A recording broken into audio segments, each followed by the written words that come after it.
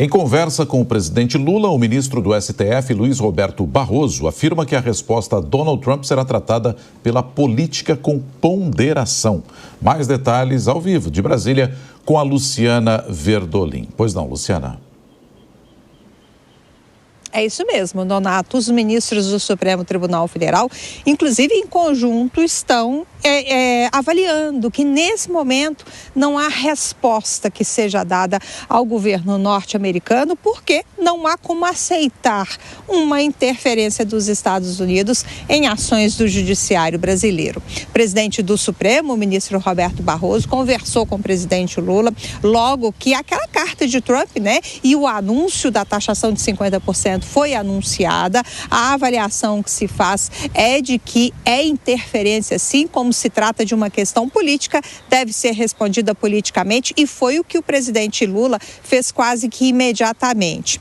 Vários outros ministros conversaram com o governo. O presidente Lula está muito empenhado nessa questão e o judiciário brasileiro não pretende responder às críticas de Donald Trump, que fala em caça às bruxas com relação aos processos contra o ex-presidente Jair Bolsonaro. E o Supremo avalia também como até injustas as afirmações de Donald Trump de que haveria centenas de ordens de censura secretas e injustas para plataformas de mídia social daquele país. E isso também o Supremo não pretende responder, porque tem autonomia. Não cabe dar nenhuma satisfação a autoridades estrangeiras. E isso tem irritado também o governo brasileiro, que está tratando a questão como tentativa de interferência em questões que são internas aqui da administração federal, internas do Supremo Tribunal Federal. A insatisfação é geral,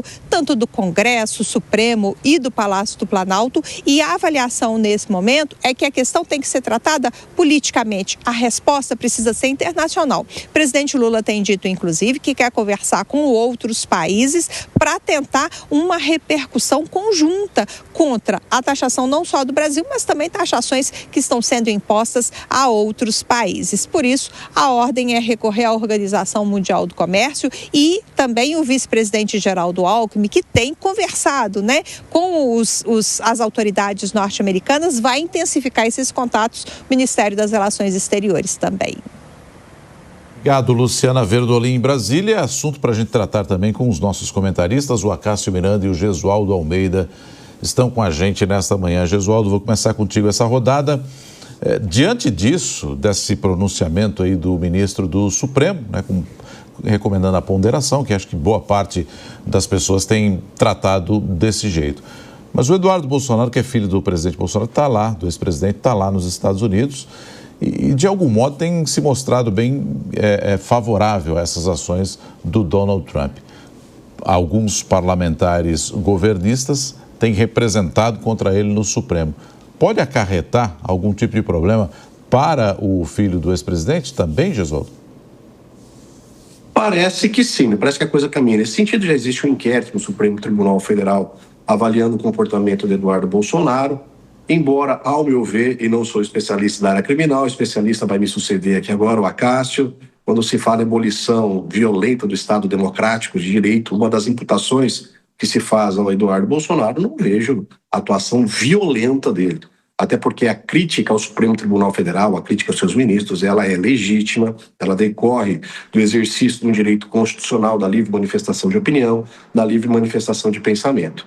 Porém, quando a gente analisa a manifestação feita pelo Luiz Roberto Barroso, me parece nesse primeiro momento sensata, correta.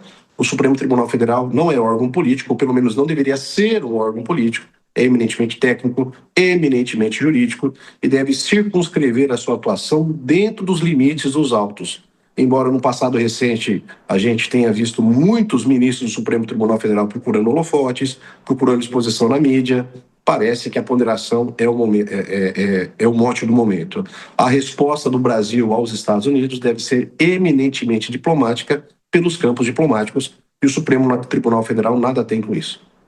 Cássio, o presidente Lula, inclusive, conversou, né, com o ministro Barroso antes de publicar aquela resposta do Brasil, do governo federal, sobre essa carta, e eles definiram mesmo que seria dessa forma, então mantendo aí o STF longe dessa discussão. Deve continuar assim, né?